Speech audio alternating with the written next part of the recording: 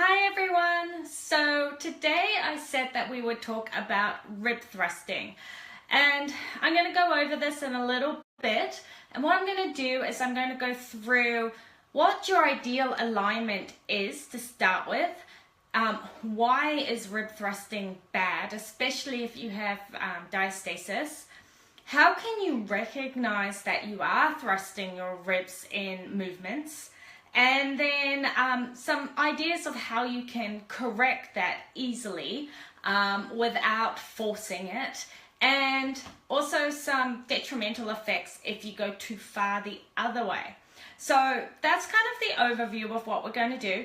I'm just going to update my page on my computer as well, so that if you have any questions as we go, I can check them out. So hold on one sec. All right, here we go. So I'm sorted, you're here, I'm here, we're all good. So rib thrusting, you hear me say this so much, and it's because it's quite detrimental to your diastasis if you're trying to heal yourself. So first up, what do you want? You want to keep your ribs over your pelvis. So in an ideal alignment, and you'll see me say this a lot, you're wanting your head, so your ears over your shoulders, which are over your hips, which are over your knees, which are over your ankles. Now that's the perfect alignment, and you know, in everyday motion we're not always going to be perfect, and we don't want to be a robot either, so we want to just check in and go through a variety of movements. But one thing I want us to double check is always with our ribs, because what we want is our ribs to always be over our pelvis. Now, watch what happens when I thrust. So my ribs are not in line with my pelvis. They've come forward and my butt's gone back slightly and they're not in line. And now I'm in line. So if I relax down. So key is keeping our ribs and our pelvis in line, and that's what we're trying to do. Now, why is this so bad when you have diastasis? Well, when you thrust your ribs, what that does, and I'll try and do it from here so you can see, is it brings your ribs up and out. So imagine this, up and out. Now look, do it with me. Put your hands on your ribs and go up and out. What's happening? You're opening, right? So what that does is it pulls your TVAs, which wrap around your body like this, like a corset, and that's your deep core system. It wraps around, and as you thrust your ribs out, your TVAs, so your transverse abdominis, are coming out. And what that's doing is it's pulling apart your diastasis. Now, I don't know about you, but I know I do not want that being pulled apart any more than it already is. So, rib thrusting, especially when you're doing exercises and loading, is really bad. So, let's do a couple of examples. I'm going to go from the side. If you put your hands on your ribs and you breathe, your hands should go outwards. So if I exhale, everything comes in, and inhale, it goes out to the side. Now, a really good test is to put one hand up here on your chest and one down here. Now, try and inhale. Exhale. Great. Now, look what happens if I thrust. And from the side, you can see what happens. See how my hand goes up and my back goes back? That's how you're going to know that you're thrusting. So some of the ways to recognize this is, I like to call it the headlights. So your boobs or your nipples, if you're in alignment, are going to be pointing straight forward. In an ideal world. I've had 3 kids and my boobs are only up because I've got a nice padded bra. But if I still had boobs, they would be pointing that way. Now when you thrust, they start pointing to the ceiling, and you don't want that to happen. Now if you are sunken in your chest, they'll be pointing downwards. Okay, so what we're trying to do is we're trying to get our headlights so that we can see. So we're pointing straight forward.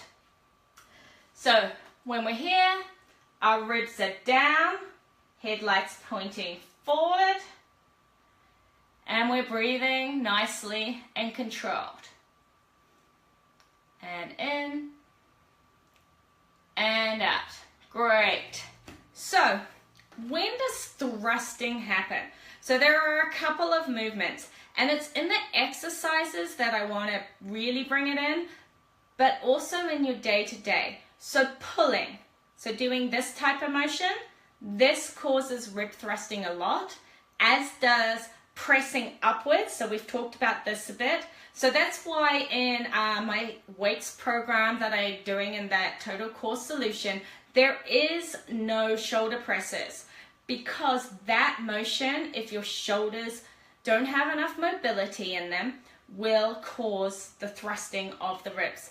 And we're wanting to keep everything nice and closed and together whilst we build up flexibility and strength. The other one that's key is squatting.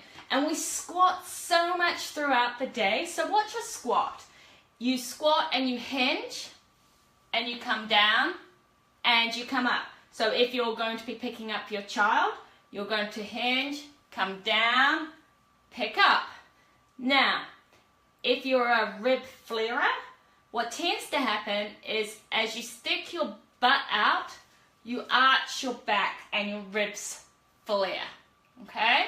So instead of hinging from the hips and keeping that neutral back and the ribs down, you tend to arch and bring it up and flare your ribs. So squatting, because squatting is something that you will do all the time. Every time you go to pick up your washing basket, every time you go to pick up your kids, every time you empty the dishwasher, we're squatting. And if you're squatting like that, you're flaring your ribs. So how can you tell? Simply, when you're doing it, put your hand here against your ribs. And just try a couple. Squat and come through.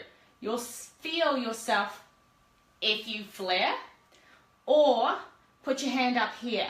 This one's really good as well, because if you have your hands against your chest and you squat and you feel yourself coming up, that means that you're flaring. So these two positions, here and here, are really good.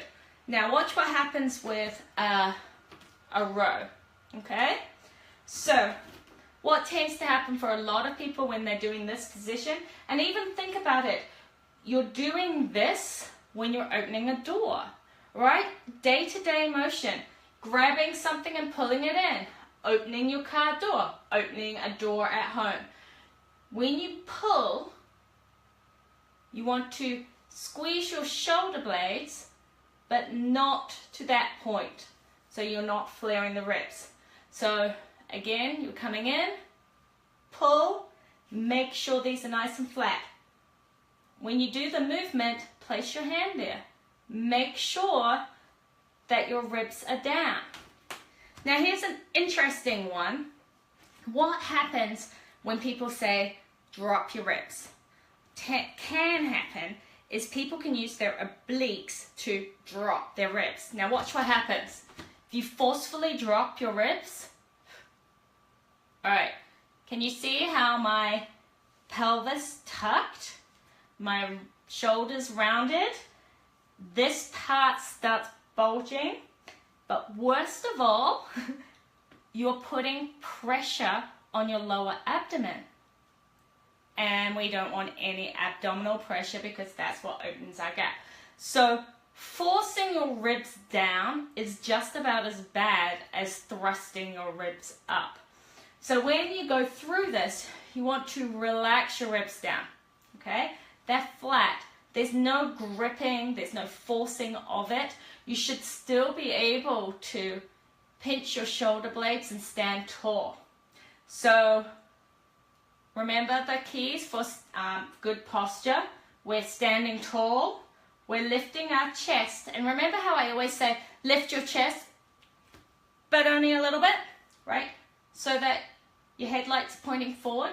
So when we do that, we're standing tall, we're lifting our chest to neutral where our ribs are still down, not lifting our chest into a military pose where our ribs are flared. So we're lifting our chest, we're then pinching our shoulder blades, everything's still flat, and engaging our full core. So that's not like engaging your TVAs where you're being really strong and manually forcing it.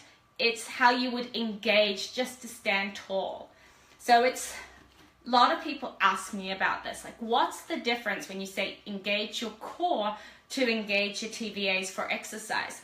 Well, how I like to explain it is if you're using your bicep, if you're picking up a pencil and writing, you're still using your bicep, you are contracting and relaxing that muscle, and you're not even thinking about it, but you're using it. That's the same with when you're standing tall in good posture, whether you're running or walking or any of that. If you're standing tall in good posture, as you breathe, you will be relaxing and contracting all the muscles of your core naturally, if you're in alignment. If you're out of alignment, so you're thrusting, you can't do that process properly, so something's going to give. So if you're in this sort of position, you're going to hurt your lower back. If you're a glute squeezer and a pelvis tucker, you're going to start putting a lot more pressure on your pelvic floor. So by standing tall, and when I say engage your abs, all it's doing is allowing you to stand in as good a posture as you can naturally, so that everything, your ribs and your hips and pelvis are aligned. All right, that was it. I don't want to spend too long, so I'm going to check, did anybody have any questions? If you do, type them below. I hope this helped. So remember, we're trying to keep everything stacked. We're going to just use this position as our checkpoint. So are our hands aligned? Are they on top of each other? When you breathe or when you do your exercises, are you lifting it up? If you are, think about dropping it down back to neutral. Remember, nipples forward, not up, not down. You need to see where you're going. Okay, I'm just going to check and make sure that there are no questions. You could, Adriana, but I will, I'll actually even forward it into that group. So don't worry about it. I'll make sure everybody gets access to it. But thanks so much for asking about sharing it.